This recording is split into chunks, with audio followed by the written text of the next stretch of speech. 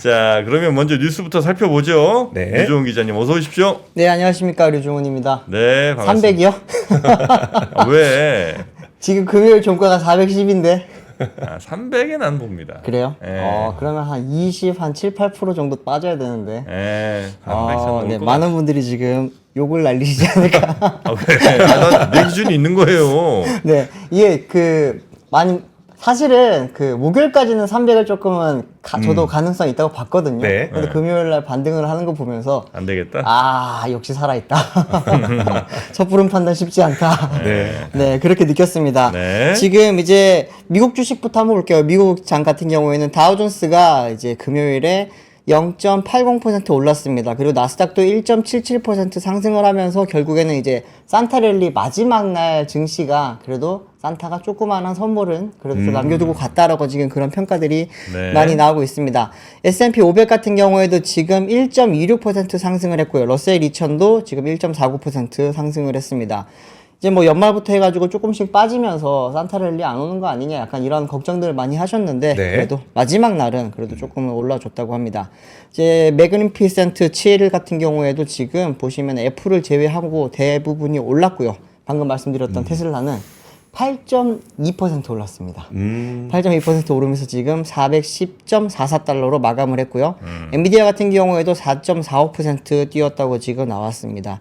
이렇게 되면서 이제 아무래도 오늘 장, 이제 아까 이주호 기자 잠깐 말을 했지만 네. 이번 주 장이 굉장히 좀 중요하게 느껴질 거라고 지금 국내뿐만 아니라 그래요? 미국 증시에서도 좀 그렇게 많이 보고 있고요.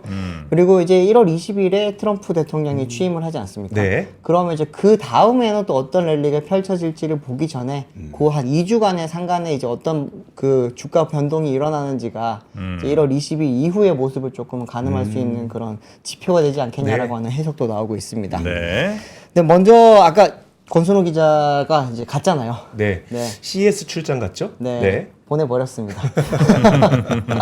CES 출장은 네. 보내버렸다고 표현하는 게 맞습니다. 그래요? 네. 가면은 하루에 보통 한 25,000보에서 30,000보씩 걸어야 돼요. 아, 엄청 커요, 엄청. 워낙 이제 가야 될 때도 많고 하니까. 그렇죠. 네. 볼 것도 많고, 그리고 일단 물리적인 거리도 굉장히 깁니다. 거의 골프 카트 같은 거 이렇게 하면 장사 잘 되겠네. 그 뭐 예전에 그 세그웨이인가? 그거 있잖아요. 아, 타고 가는 네네네네. 거. 그런 게 가끔씩 비치되기도 했었고, 전시용으로 해놨던 거를 이제 사람들한테 체험하라고 주면서 막 돌아다니기도 하긴 했는데, 사람이 너무 많아서, 아, 그것도 힘들어요. 힘들어요. 그냥 이제 우리 만원 지하철 타면 이렇게 자동으로 움직이잖아요. 이렇게 네. 옆에서 움직이면 같이 가듯이. 그렇게 갈 정도로 사람이 많기 때문에 그런 건 좀 위험할 수 있고 저기 멀리서 보면 이제 내가 가려고 하는 전시장이 눈에 딱 보여요. 보였는데 가다가 보면은 가도 그게 안 작아져. 안 커져.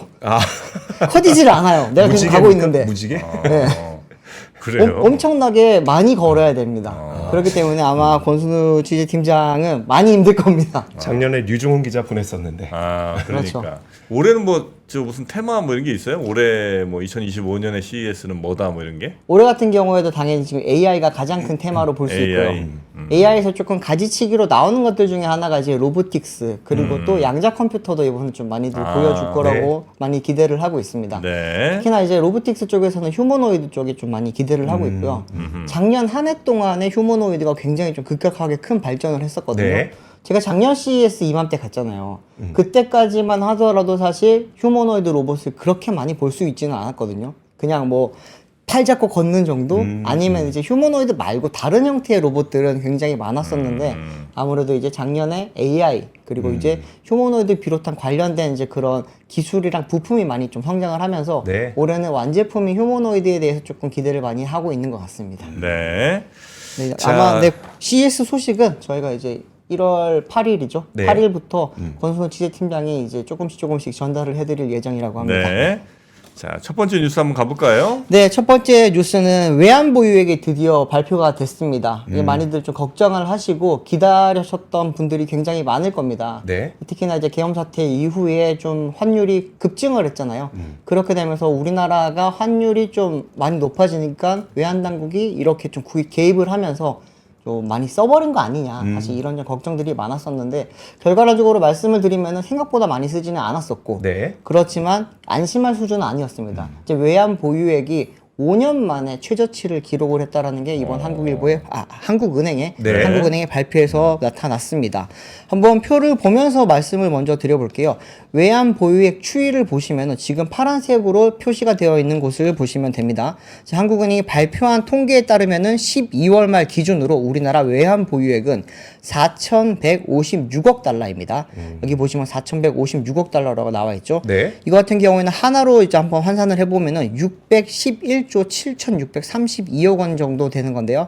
11월 말 기준 4,153억 9천만 달러보다는 2억 1천만 달러 증가한 것으로 지금 나타났습니다. 네. 월 기준으로는 조금 늘었다는 이야기입니다.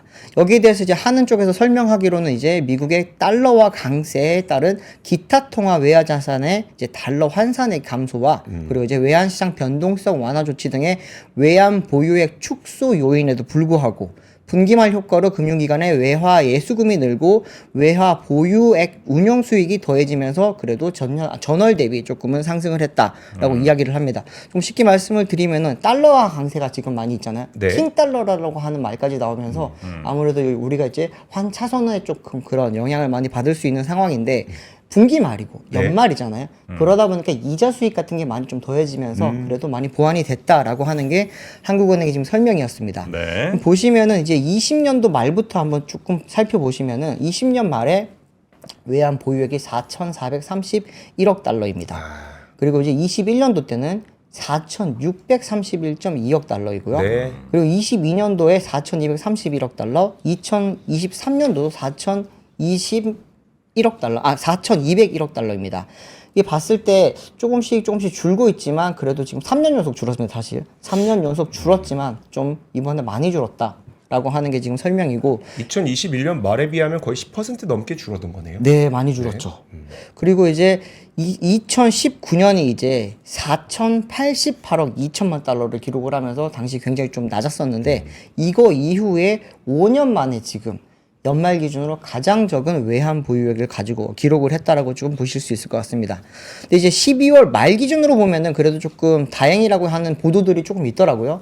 좀 살펴봤더니 이제 월별 기준으로 한국경제에서 정리를 잘 해놔서 한번 가져와 봤습니다. 보시면 이제 연초에는 4,157억 달러였다가 이게 3월 달에는 그래도 4,192억 달러까지 증가를 했습니다. 그랬다가 다시 좀 줄었다가 9월 달에 이제 4,199억 달러까지 늘었고요. 그리고 이번에 4,156억 달러를 기록을 했는데 보시면은 이게 분기 말이 항상 많습니다. 분기 네. 말에 많고 6월 달은 좀 이례적으로 많이 적었지만 9월 달에도 많았고요. 그리고 12월도 많았습니다. 이게 봤을 때는 결국에는 이번에는 분기 말 효과가 조금 많이 겹치면서 그래도 이게 방어를 한 것으로 볼 수 있기는 한데 연말 기준으로 봤을 때는 5년 만에 최저치라는 거는 조금 우리가 많이 우려를 해야 될 부분이 아닌가 그렇게 네. 지금 보이고 있습니다. 뭐 어떤 분들은 뭐 4천억 달러 밑으로 떨어질 거란 얘기를 많이들 하기도 했는데 그렇죠. 그 정도는 아니었네요. 그 정도는 아니었습니다. 예. 사실 구두 개입을 많이 했다고 볼 수 있겠죠. 실제 개입보다는 네. 말로 그냥 그렇죠. 원래 항상 실제 본 싸움에 들어가기 직전에 가장 치열하게 싸우잖아요. 우리 UFC 경기 같은 것도 볼 때 네. 실제 싸울 때보다 개최할 때 엄청나게 신경전을 벌이지 않습니까? 네. 그런 것처럼 이제 구두 개입으로 이렇게 조금 이야기를 하면서 구두 개입이 공식적으로 발표하는 것뿐만이 아니라 이제 금융권이라든지 이제 안에서 내부에서 이야기 나오는 것 자체도 안 보이는 구두 개입들이 좀 있거든요. 그러면서 이제 조금씩 보완이 됐던 것 같고 환율 한번 보실까요? 제가 이제 2020년도부터 한번 가져와 봤었는데 이게 뭐 많이들 아시겠지만 이게 전체적으로 보시면 쭉 많이 오르긴 올랐습니다. 특히나 이제 많이들 기준점으로 봤던 거는 2022년도였는데 이때가 이제 러시아 우크라이나 전쟁이 일어나면서 이때 굉장히 많이 올랐었죠. 원자재도 많이 올랐고 그리고 이제 달러도 많이 오르면서 이제 환율이 폭등했었잖아요. 네. 그런데 이거를 못 넘을 거라고들 많이들 봤었어요. 이제 1,450원 선이었기 때문에. 근데 그거를 이제 12월 초에 돌파를 하면서부터 많이들 걱정을 했었고 1,480원이 넘었을 때는 이제 역외환율뿐만이 아니라 이제 실제 이제 외환 시장에서도 1,480원 넘으면서 많은 분들이 1,500원대가 이제 오는 거 아니냐라고 했지만 아무래도 연말에 조금은 실질적 네. 개입이 좀 들어간 걸로 많이들 이야기가 나옵니다. 그러면서 지금 역외 환율은 1,470원대 그리고 네. 이제 외환 시장에서는 1,460원대에 지금 거래가 되고 있는 상황입니다. 네. 아무래도 올해 가장 지금 변수라고 할까요? 가장 큰 지금 변수 중에는 다들 환율을 많이 보고 계시고요. 이제 킹 달러라고 합니다. 네. 워낙 달러가 강세를 보이고 있는 상황인데 그러다 보니까 다른 나라들도 조금 어려운 상황이에요. 그래서 이제 이거는 뭐 달러 강세에 대한 영향이 우리가 많이 크게 받는 거다라고 이야기를 하는데 그 영향도 당연히 있습니다만 1,450원 이상에서는 굉장히 좀 다른 영향이 많죠. 네. 실질적으로 지금 그 원 달러뿐만이 아니라 다른 달러 있잖아요. 다른 원화 이제 그 다른 통화들? 다른 네. 통화에 비교하는 환율들도 지금 다 높습니다. 네. 원화 약세라고 지금 볼 수 있는 상황이기 때문에 네. 이런 부분에 대해서는 조금 올해 많이 좀 신경을 저희가 지속적으로 쓰면서 네. 뭐 투자를 하시던가. 강달러도 맞지만 원화 원화 약세도 맞다. 그렇습니다. 네. 그렇게 조금 많이 신경을 쓰셔야 될 것 같습니다. 자, 하여튼 환율 문제는 작년 하여튼 4분기 내내 걱정들도 많았고 특히 이제 연말 또 올해 연초 되면서 굉장히 불안한 거 아니냐는 어쩔 수 없이 이제 우리 내부적인 문제도 있었기 때문에 네. 그랬는데 외환 보유고 자체는 아주 뭐 우려되는 수준은 아니다 정도는 뭐 줄긴 줄었지만 네. 아주 우려되는 수준은 아니었다는 정도 뉴스가 되겠네요. 네. 자, 두 번째 뉴스 한번 가보겠습니다. 네, 두 번째 뉴스도 이제 첫 번째랑 조금 연결을 할 수도 있습니다. 이제 우리가 그런 외환 보유액을 지킬 수 있었던 것 중에 하나가 사실 서학개미들이 굉장히 우리 많지 않습니까? 네. 그러면서 이제 서학개미들이 지금 해외 시장에 투자한 금액만 하더라도 2천억 달러가 넘는다고 하거든요. 네. 그렇기 때문에 많은 분들이 IMF 같은 게 이제 오지 않겠냐고 우려를 할 때마다 이제 그렇지는 않을 거다라고 하면서 우리나라 자체적으로 지금 정부가 보유하고 있는 그런 외환 보유액도 높지만 서학개미들이 워낙 탄탄하게 지금 버텨주고 있기 때문에 달러를 많이 들고 있기 때문에. 그렇죠. 네. 거기에 대한 또 이제 완충 장치도 있을 거다라고 했는데 그러면 서학개미들이 얼마나 벌었을지 좀 궁금하잖아요. 네. 사실. 근데 이 부분을 저도 찾아보다가 머니투데이에서 이 부분을 좀 NH투자증권이랑 같이 그 조사를 한 게 있어서 가져와 봤는데요. 제목 보시면 아시듯이 서학개미들은 32%가량의 작년에 수익을 올렸습니다. 근데 반면에 국내 시장에 투자한 동학개미들 있죠. 동학개미들은 지금 17%가량 손실을 봤다라고 지금 나오고 있는데 조금 표 보면서 말씀을 드리겠습니다. 예를 들어서 연초에 작년 초에 1억 원을 투자를 했다. 그럴 경우에는 국내 주식에 투자를 한 분들은 16.77% 즉 1,677만 원의 지금 손실을 본 상황이라고 보실 수가 있습니다. 네. 또 이제 남성 투자자는 16.91%, 여성 투자자는 16.8%대 둘 다 투자 손실을 봤다고 볼 수 있고요. 이거는 뭐 0.1% 차이기 때문에 보통 여자들이 주식을 잘한다 이런 말이 있잖아요. 근데 작년에는 여자들이 조금 잘했다라고 지금 볼 수 있을 것 같습니다. 또 전체 연령대 중에서는 30대 투자자가 지금 수익률이 가장 높았다고 나오고요. 또 이제 전체 자산 중에 10억 원 이상 투자자가 수익률이 그래도 제일 높았다. 쉽게 말하면 좀 시드가 넉넉한 분들은 어쨌든 좀 장기 손실도 투자를 적었다. 많이 하시잖아요. 네. 뺐다 넣었다 이렇게 안 하기 때문에 그렇다 보니까 조금은 수익률이 안정적이었다고 볼 수 있고 순매수 1위 종목은 이제 삼성전자였습니다. 역시나. 하지만 이제 33% 정도 하락을 했다라고 나오고 네. 순매도 1위 종목은 현대차였습니다. 현대차는 작년에 주가가 나쁘지 않았거든요. 네. 5% 정도 상승을 했지만 많은 분들이 이제 벌었을 때 떠나야겠다라고 많이들 조금 이렇게 나타난 것 같다라고 하는 이야기가 나오는데 보시면은 이제 NH투자증권에서 개인 투자자 358만 9,689명 계좌로 치면은 한 305만여 개 계좌를 지금 분석을 한 결과라고 합니다. 네네. 이제 개인 같은 경우에는 특히나 이제 모든 연령대가 네. 투자 손실을 봤다는 게 저는 조금은 가슴이 아프더라고요. 지금 30대가 마이너스 13.49%가 수익률 1등입니다. 네. 그러면은 다른 연령대는 20대가 마이너스 13.69%, 40대가 마이너스 16.77%, 이제 미성년자들은 마이너스 17.12%, 그리고 이제 60세 이상은 이제 마이너스 18.84%, 50대는 마이너스 20.31% 순으로 50대 지금 제일 안 좋네. 네, 50대가 가장 안 좋았습니다. 확실히 아저씨들이 누구 말을 안 들어. 고집이 세. 본인 고집이 세고 누구 말을 안 듣네. 그래도 20, 30대들이 잘했네. 네, 젊은 분들이 아무래도 정보가 빠르다 보니까 이제 빠른 대처를 하는 거죠. 정보가 빨라서 그런가? 아니면 판단이 빠를 수도 뭔가 있겠죠. 유연한 것 같기도 해요. 네. 젊은 분들이. 그러니까. 네. 그래서 네. 하여튼 저런 네. 분들이 그나마 수익 뭐 굳이 따지면 연령대별로는 그래도 좀 제일 잘했더라. 조금 지켰다. 네. 네, 조금 덜 뺏겼다. 라고 볼 수 있을 것 같습니다. 네. 이제 개인 순매수 1위가 이제 삼성전자라고 했는데 삼성전자를 많이 사서 사람들이 이제 삼성전자 욕을 많이 하시는 것 같아요, 사실. 근데 욕할 수밖에 없는 게 8월달 아니죠. 죄송합니다. 상반기 때 88,800원까지 주가가 올랐던 게 네.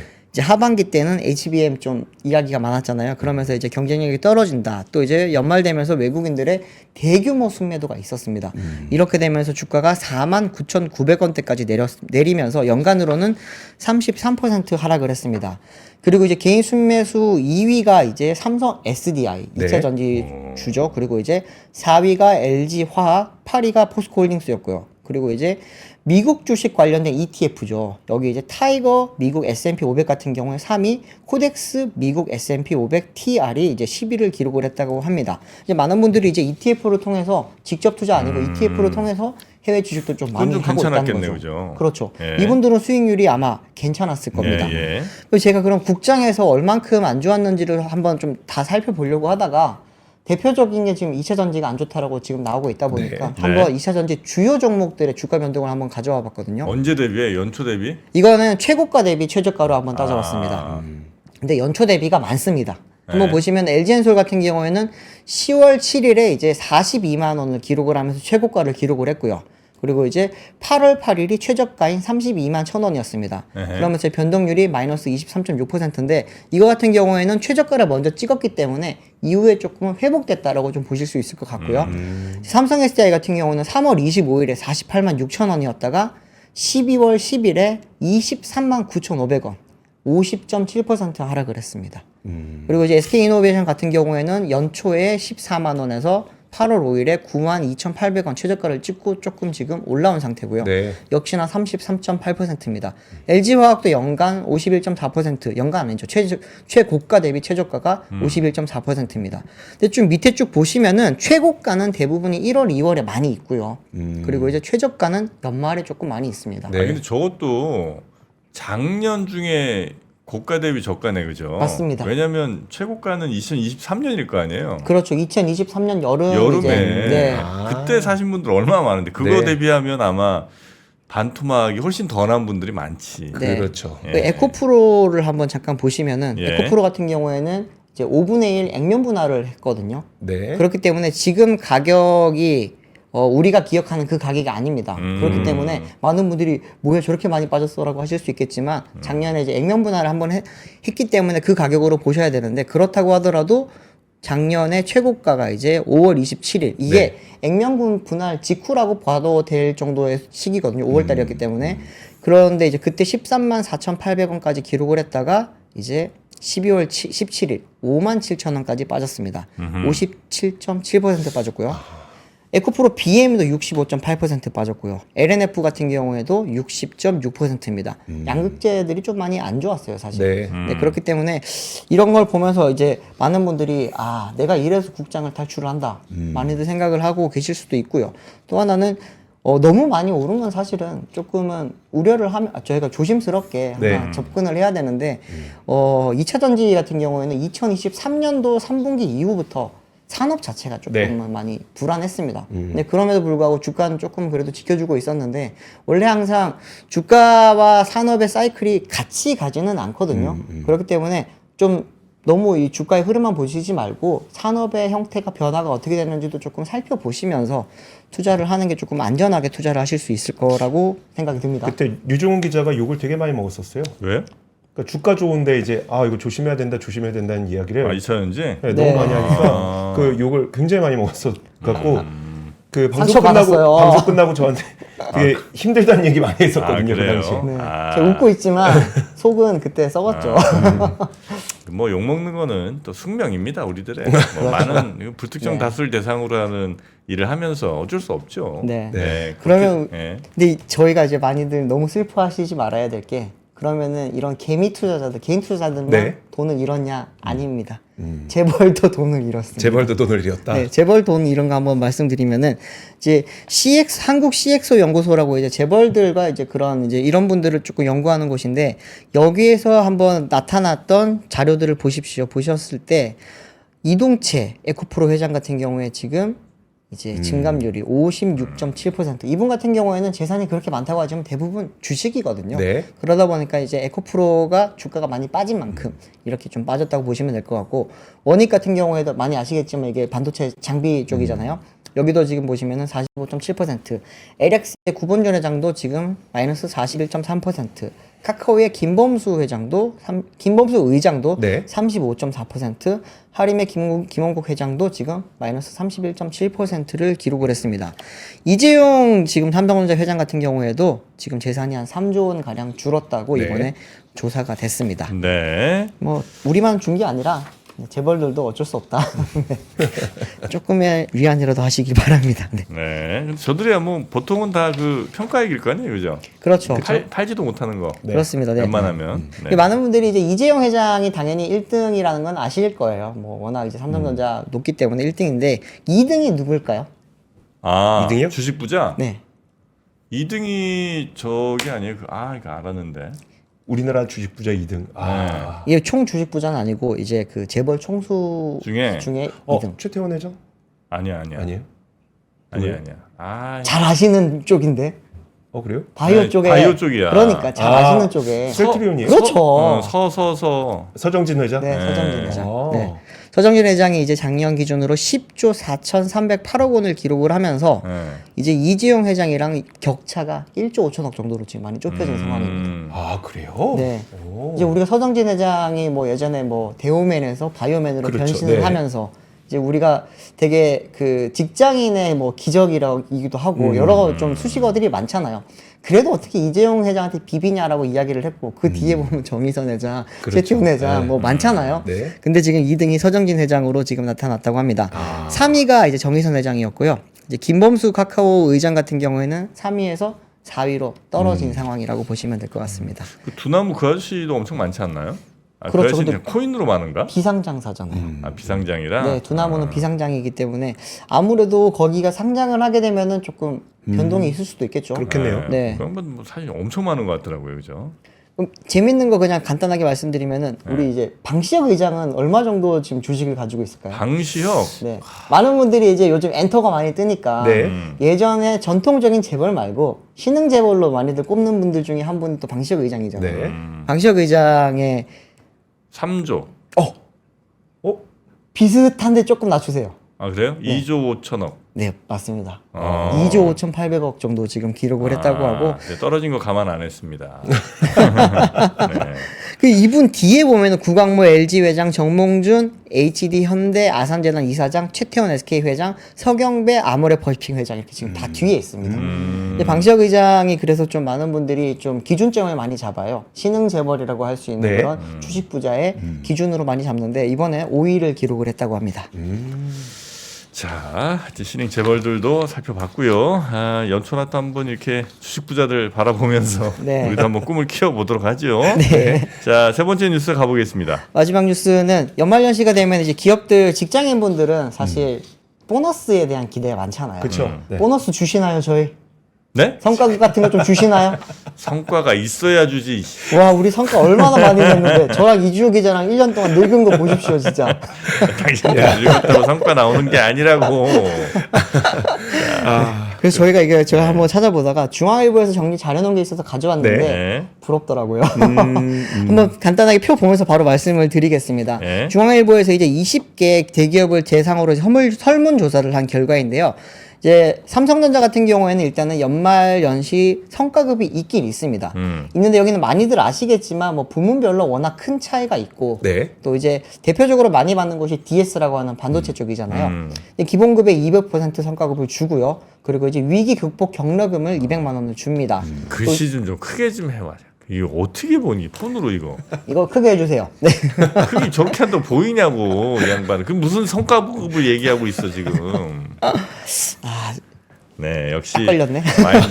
마인드가 이 우리 모양이죠. 유정훈 안 주겠다는 마인드 유정훈 기자 강력합니다. 작년에 페라시스 단독했죠. 그러니까. 지금 또 그 뭐였었지? 뭐 있었는데. 저 아무튼 많아요. 글로비스 글로비스 국내 네. 사상 처음으로 어. 배 안에 찍었죠. 얼마나 많아. 제가 작년에 배터리 업계에 판도를 받고 났는데 지금. 올해부터 보세요. 배터리 안정인증제 하죠. 항상 이게 연말에 이 우리 사용자와 그 근로자.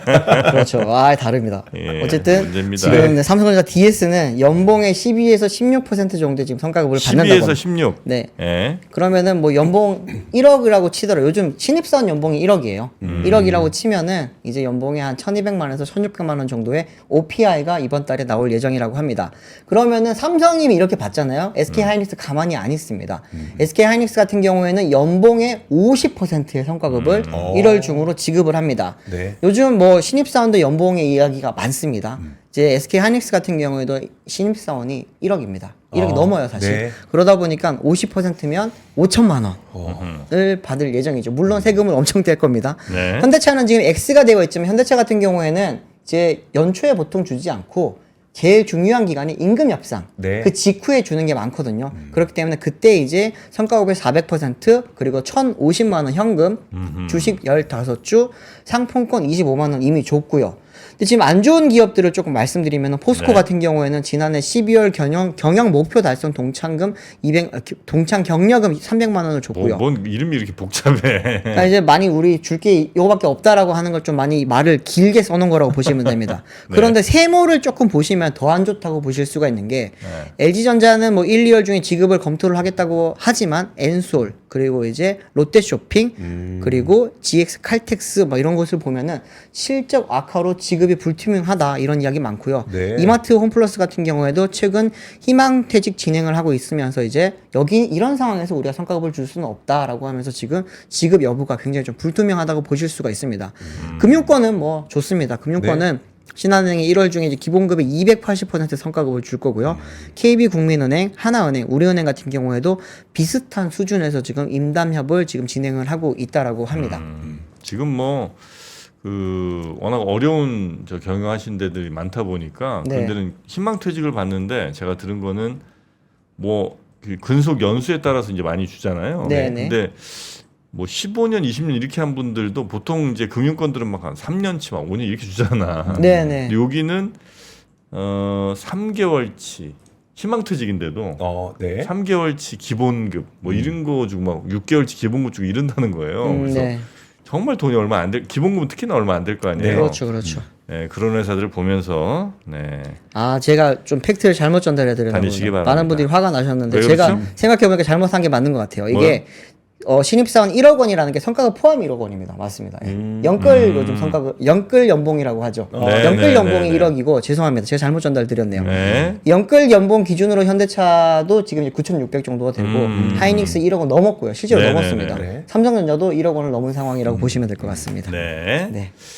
자, 하여튼 그런 이제 연말 연초에 이 성과급 예전에 뭐 한참 좋을 때 뭐 성과급 잔치니 이런 얘기 참 많았는데 네. 올해는 그냥 금융권 일부 정도 예, 말고 반도체. 반도체 는 그래도 하이닉스? 좋았어요. 하이닉스도 좋았고 하이닉스. 삼성도 나쁘진 않았습니다. 올해 네. 실적은 엄청났어요. 사실 네. 24년 기준이죠. 네, 네, 맞아요. 올해가 내년이 이제 좀안 좋겠죠. 올해가 걱정인 거지. 네. 아 그리고 여기 조선도 좋아요. 맞아요. 조선도 조선. HD현대중공업도 잠깐 말씀드리면은 2월 지급 예정인데 지금 비연봉제 직원은 지난해 12월 약정 임금의 370% 지급을 했고요. 네. 지금 이제 2월 달에 아무래도 좀 성과를 많이 냈기 때문에 이 부분에 대해서 기대를 해도 좋다라고 이야기가 나오고 있습니다. 조선에 계시는 분들도 수년 동안 고생 많으셨습니다, 진짜. 네네. 네. 그럼 아이 뭐 우리 회사도 뭐 좀 주시나요? 그러니까 아무리 뭐 네. 경영 사정이 뭐 힘들다 하더라도 또 사기를 생각하지 않을 수 없으니까 네. 네. 그렇게 하시죠 그러면 그럼 네. LG 그램 16인치 네. 네. 이거 그냥 사면 200씩 막 이렇게 하는 건데 네. 이거 149만 원에 드리겠습니다. 아. 그럼 뭐 사실상 60만 원. 받는 거지. 60만 원 받은 거니까 149만 원을 써라. 얼마나 좋습니까? LG 그램 받으면서 일할 의욕 생기고 아. 그러면서 얼마나 또 이 그램 우리 잘 돌아가잖아. 그렇죠. 류종훈 기자 때 또 랩탑 그러니까 노트북 들고 다니니까 무거우니까. 네, 저 매일 들고 다닙니다. 가벼운 거 무거우니까 필요해요. 가벼운 걸로. LG 그램. 어, 색깔도 좀 예뻐졌네요. 16인치인데 이렇게 가볍잖아요. 요 16인치 부채로도 쓸 수 있잖아 이렇게 워낙 가벼우니까. 네. 요 LG 그램 16인치 자기가 그램을 한 2번인가 3번인가 소개해드렸잖아요. 네. 할 때마다 이건 다 완판이었습니다. 이번에도 아마 그럴 거라고 생각을 하고요. 현존 최강의 코어 i7 그리고 SSD 2TB, 램 32기가. 예, 그리고 이거 터치스크린 되는 겁니다. 그냥 모니터가 아니에요. 와. 네, 인텔 AI 전용 엔진도 탑재한 최고의 업무 파트너 LG 그램 16인치 여러분께 정말 최저가로 보내드리겠습니다. 아유 좋다 좋아. 여러분들도 많이 지금 뭐 보너스 받으신다는 그런 느낌이신가 봐요. 네. 지금 조만간 3% 파업 보겠네요 나오고 있습니다. 네, 여러분 그램으로 혹시 노사 문제가 있는 곳들은 이 그램으로 해결해 보시기 바라겠습니다. 네. 정말 가벼운. 근데 가격이 진짜 저렴한데 149만 원. 네. 자, 정말 요거는 뭐 1년 무상일 수도 있고 하니까 요거 네. 여러분들 하여튼 잘 사용하시면서 특히 이제 연초 되면 뭐 대학교 들어가는 또 우리 자제분 있는 경우 혹은 뭐 조카 선물로 네. 뭐 주면 좋을까 고민하지 마시고 LG 맞아요. 그램이면 네. 된다. 이 정도 가격 딱 맞네요. 솔직히 네. 좀 탐나긴 하네요. 많이 탐나죠. 사실 i7에 뭐 이 정도 2테라 2테라. SSD면 램 32기가. 거의 최고 사양이라고 보시면 됩니다. 네. 예, 요거 다른 웬만한 데서 만들면 이렇게 못 만들죠. 네. 그러나 저희가 잡아왔습니다. 요 링크 따라가시면 구매하실 수가 있고요. 자, 그럼 류지원 기자 오늘도 기쁜 마음으로 잘 돌아가시고, 네. 물론 이제 사무실로 돌아가시고, 그렇죠. 네, 가서 또 일해야죠. 네, 열심히 기쁜 마음으로 일하시기 바랍니다. 네. 고맙습니다. 감사합니다. 네. 삶의 격을 높이는 9가지 지혜를 함께 나눕니다. 위즈덤 칼리지 시즌 2 영상 아래 링크를 클릭하시면 자세한 내용을 확인하실 수 있습니다.